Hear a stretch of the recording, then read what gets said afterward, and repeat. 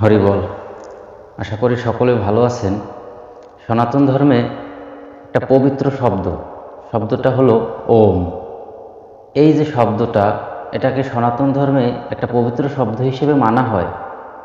কিন্তু আপনি কি কখনো খেয়াল করেছেন যে এই শব্দটার ভিতরে কি আছে? কেন এই শব্দটাকে একটা পবিত্র শব্দ হিসেবে মানা হয়? আপনি একটু খেয়াল করে দেখবেন যে এই শব্দটার ভিতরে তিনটা ধ্বনি আছে, তিনটা ধ্বনির সমন্বয়ে এই শব্দটা গঠিত। একটা হলো আ, একটা হলো উ, আর একটা হলো ম। এই তিন শব্দের সমন্বয়ে এই ধ্বনিটা তৈরি। এখানে শব্দটা হলো আ উ ম, অর্থাৎ আউম। কিন্তু আমরা অনেকে এটাকে ভুল উচ্চারণ করি, অনেকে আমরা বলি ওম অথবা ওং বলি, কিন্তু এটার সঠিক উচ্চারণটা কি হবে? সঠিক উচ্চারণটা হবে আউম। এখন দেখুন, এই যে পবিত্র শব্দটা, এই শব্দটার ভিতরে যে তিনটা মৌলিক ধ্বনি আছে, কেন এই তিনটাকে মৌলিক ধ্বনি বলা হয়? তার কারণ হলো এই তিনটা শব্দের উচ্চারণ করার জন্য, এই তিনটা ধ্বনি উচ্চারণ করার জন্য আমাদের জিভের ব্যবহার লাগে না, জিভের প্রয়োজন পড়ে না। জিভ ছাড়াই আমরা এই তিনটা শব্দ উচ্চারণ করতে পারি। একটু ভালো করে খেয়াল করে দেখবেন, আ উ তিনটা শব্দ উচ্চারণ করতে আমাদের জিভের প্রয়োজন পড়ে না। এই জন্য এই তিনটাকে বলা হয় মৌলিক ধ্বনি। এই মৌলিক তিনটা ধ্বনির সমন্বয়ে এই শব্দটা তৈরি হয়েছে। এবার একটু খেয়াল করে দেখবেন যে এই যে তিন সংখ্যাটা, এই তিন সংখ্যাটার সঙ্গে একটা যোগ সাদৃশ্য আছে, একটা সামঞ্জস্য আছে। সেটা কীরকম? দেখবেন যে সকল মানুষের ভিতরে তিনটা গুণ বিদ্যমান থাকে। এক হলো সত্য, রজ, তম। এই তিন গুণের সমন্বয়ে সকল মানুষ তৈরি, অর্থাৎ সবের ভিতরে তিনটা গুণ থাকে। আবার খেয়াল করে দেখবেন যে মহাবিশ্ব কি দিয়ে তৈরি? অণুপরমাণুর সমন্বয় তৈরি। তো সেই পরমাণুর ভিতরে কি আছে? তিনটা মৌলিক কণিকা আছে। তিনটা মৌলিক কণিকার সমন্বয়ে সকল পরমাণু গঠিত। তাহলে দেখুন, যে পরমাণু দিয়ে এই মহাবিশ্ব তৈরি, সে পরমাণুর সঙ্গে মহাবিশ্বের একটা সামঞ্জস্য, একটা সাদৃশ্য আছে। কীরকম? মহাবিশ্বে যেভাবে একটা সৌরজগতে যেভাবে সূর্যকে কেন্দ্র করে বিভিন্ন কক্ষপথে গ্রহগুলো আবর্তিত হয়, একটা পরমাণুর অভ্যন্তরেও একটা নিউক্লিয়াসকে কেন্দ্র করে ইলেকট্রনগুলো সেভাবে আবর্তিত হয়।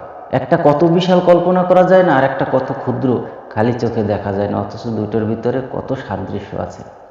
আবার দেখুন যে আমাদের সনাতন ধর্মের যে তিনজন প্রধান দেবতা, আমরা যাই বলি দেবতা বলি বা শক্তি যাই হোক, ব্রহ্মা, বিষ্ণু, মহেশ্বর। এই যে ব্রহ্মা, বিষ্ণু এবং মহেশ্বর তিনটা গুণ, তিনটা গুণের প্রতীক বা তিনটা শক্তির প্রতীক। এটা কিন্তু কোনো ব্যক্তি নয়। অনেকে এটা ভুল ভাবতে পারে, ব্যক্তিগত বা ব্যক্তির সাথে এটাকে তুলনা করতে পারে, কিন্তু এটা কোনো ব্যক্তি নয়। এটা হলো একটা এনার্জি, একটা শক্তি, একটা সিস্টেম, একটা গুণ, যার উপর নির্ভর করে এই মহাবিশ্ব পরিচালিত হচ্ছে।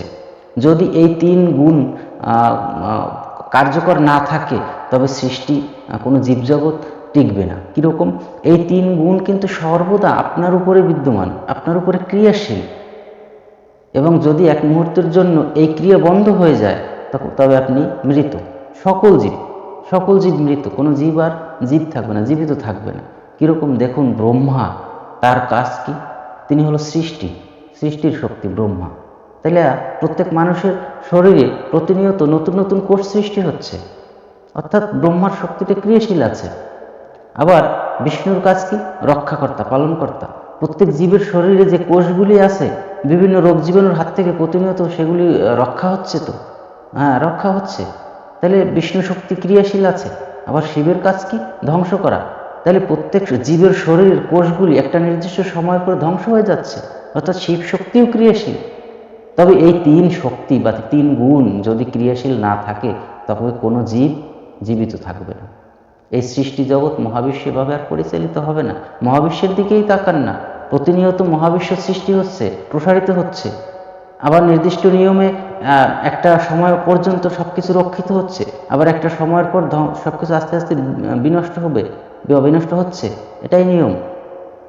তবে দেখুন, এই যে তিনের সঙ্গে আরো কিছু সামঞ্জস্য আছে। যারা যোগ সাধনার সাথে সম্পর্কিত আছে, অর্থাৎ যারা দেহ সাধনা করে, তারা তিনটা প্রধান নারীর কথা বলে, যে মানব দেহে প্রধান তিনটা নারী আছে, ইরা, পিঙ্গলা এবং সুষুম্না। যোগ সাধনায় এই তিন নারীর সাধনা করতে হয়। আবার দেখুন, যোগ সাধনার পরে আবার দেখুন, এই যে যারা দম সাধনা করে, শ্বাস প্রশ্বাসের ক্রিয়ার উপর নিয়ন্ত্রণ নিয়ে যারা সাধনা করে, সেখানে তিনটা শ্বাসের কথা আছে। একটা হলো আপনার রেচক, পূরক, কুম্ভক, তিনটার কথা বলা আছে। আবার এই যে তিন সংখ্যার সাথে আরও অনেক কিছু সম্পৃক্ত আছে। তো বিষয়টা হলো এই যে আমরা তিনটা মৌলিক ধ্বনি ব্যবহার করি। আবার আমরা যদি রঙের দিকে তাকাই, তিনটা মৌলিক রং যার সমন্বয়ে সকল রং তৈরি হয়। আমরা যে রং দেখতে পাই সেখানেও তিনটা মৌলিক রং যার সমন্বয়ে এই সকল রঙগুলি তৈরি হচ্ছে। তাইলে এই যে সৃষ্টির যে ধ্বনি, মৌলিক যে তিনটা ধ্বনি আছে, ম, অর্থাৎ এই যে তিনটা মৌলিক ধ্বনি আছে, এই তিনটা ধ্বনি যদি আপনি প্রতিদিন কিছু সময়ের জন্য উচ্চারণ করেন, তবে আপনার শরীরের ভিতরে শারীরবৃত্তীয় ক্রিয়ায় একটা প্রভাব আসবে। যেহেতু এই তিন মৌলিক ধ্বনি মহাবিশ্বের ধ্বনির সঙ্গে বা মহাবিশ্বের সৃষ্টির সিস্টেমের সঙ্গে একটা সম্পৃক্ততা আছে, একটা সাদৃশ্য আছে, সামঞ্জস্য আছে, তাই এই তিন ধ্বনি উচ্চারণ করলে প্রত্যেক জীবের বা মানুষের শরীরে একটা প্রতিক্রিয়া, একটা শক্তি কার্যকর হয়। তো এই জন্য যারা যোগ সাধনা করে, যোগী যারা, তারা এই ধ্বনিটা উচ্চারণ করে এবং এই ধ্বনির সাহায্যে তারা যোগ সাধনা করে। এবং শুধু যোগের ক্ষেত্রে নয়, সনাতন ধর্মে এই শব্দটাকে খুবই পবিত্র একটা শব্দ হিসেবে মানা হয়। তাই এই শব্দটাকে বলা হয় প্রণব, বা সকল মন্ত্রের শুরুতে এই শব্দটা ব্যবহার করতে হয়। বা যে কোনো এই শব্দটা উচ্চারণ করলে, সহজ কথায় যদি বলি, এই শব্দটা উচ্চারণ করলে মানুষের দেহ মনে একটা প্রশান্তি তৈরি হয়, একটা পবিত্রতা আসে। সুতরাং আমাদের প্রত্যেকের উচিত প্রতিদিন কিছু সময়ের জন্য হলেও এই শব্দ উচ্চারণ করা, এই মহাজাগতিক ধ্বনি, মৌলিক ধ্বনির উচ্চারণ করা। এবং এই ধ্বনিটা হলো আওম। সবাই ভালো থাকবেন, সুস্থ থাকবেন। জয় হরি বল।